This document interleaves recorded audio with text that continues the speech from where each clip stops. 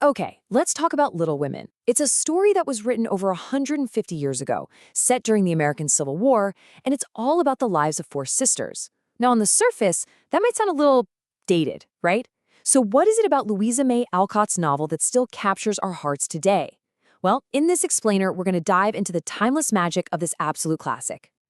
Everything really kicks off with a letter from their father. He's away at war, and he gives his daughters this one really profound challenge to conquer themselves.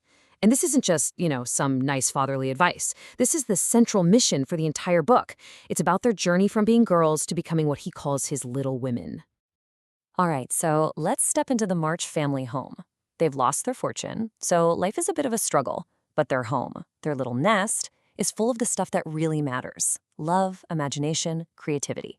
You could say this home is the very place where these four very different sisters are going to figure out who they are. And these humble circumstances are actually key. The fact that they have to work, combined with the freedom of their imaginations, is what lets these four sisters blossom into these totally distinct people, each with their own powerful dreams and, yeah, some very human flaws. First up, we've got Meg. She's the oldest. She's responsible, she's kind, and she's a bit of a traditionalist. She really longs for that life of comfort her family used to have. Her dream is pretty straightforward: a beautiful home, nice things, and just not having to worry about money anymore. And then there's Jo. She is the complete opposite of Meg in almost every way. She's fiery, fiercely independent, a little clumsy, and she's an aspiring writer who pushes back against every single rule for what a young woman was supposed to be in the 19th century. She's boyish, and honestly, she's proud of it. Beth is the heart of the family. She's painfully shy, so gentle, and she pretty much lives for her music and for her family. She's the peacemaker, that quiet soul whose kindness is kind of the glue that holds all the sisters together. And finally, Amy. As the youngest, she's an ambitious artist with a real flair for the dramatic and a sometimes hilarious sense of her own importance. She's all about beauty, refinement, and social status. So you have these four completely different personalities, which of course leads to four completely different dreams. The sisters play this game they call building castles in the air, and it's right here, in these daydreams, that we see what really, truly drives each of them. Just look at this. Their ambitions are all over the map. Meg wants a beautiful home, while Jo wants to be a famous writer and have a stable of racehorses, because why not? Amy's aiming to be the best artist in the whole world, while Sweet Beth, she just wants to stay home and make her family happy. These competing dreams are going to be a source of so much love and support, but also some really intense conflict. But here's the thing. To build those castles, they first have to conquer themselves. Each sister has what their mother calls a bosom enemy, basically a core personal flaw that she's got to overcome if she's ever going to truly grow up. For Meg, her big test comes when she goes to visit her rich friends, the Moffats. She gets a taste of luxury, of high society, and for a minute there, she's actually ashamed of her own simple life. She gets caught between her family's values and just how tempting all that wealth can be. But after 2 weeks of all that fun, she comes home totally exhausted, and she has this huge realization. Real happiness isn't in splendor or fancy parties, it's in the quiet comfort and real love she has right there at home. Okay, now for Jo.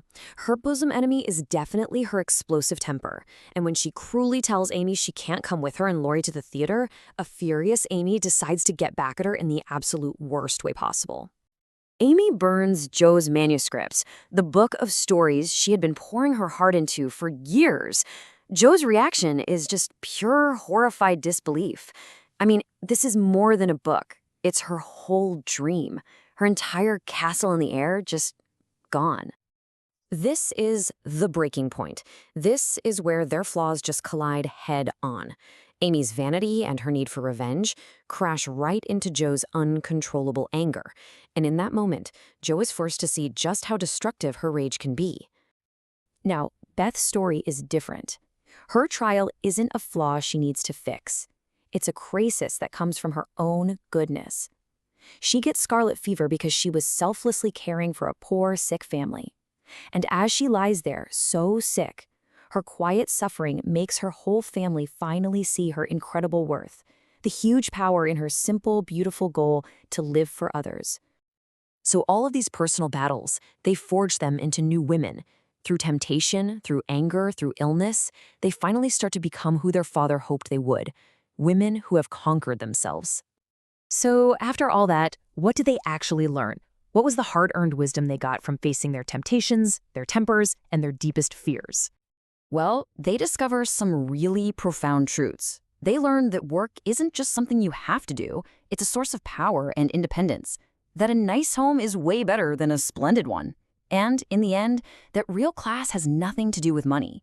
It's about rising above all the petty stuff to be respected and loved. And so each of them gets a more realistic and, honestly, a more meaningful version of her dream. Meg finds her joy not in some mansion, but in a small, loving home of her own. Jo learns to balance her ambition with love. And Amy finds out that true elegance comes from your character, not just your social status. In the end, their mother, Marmee, looks at her daughters. They're not rich, they're not famous, but they are happy and they're good, and she feels like this is the greatest success imaginable. And that feeling right there, that the real treasures in life are love, growth, and family, that's exactly why, more than 150 years later, we are still so completely captivated by these little women.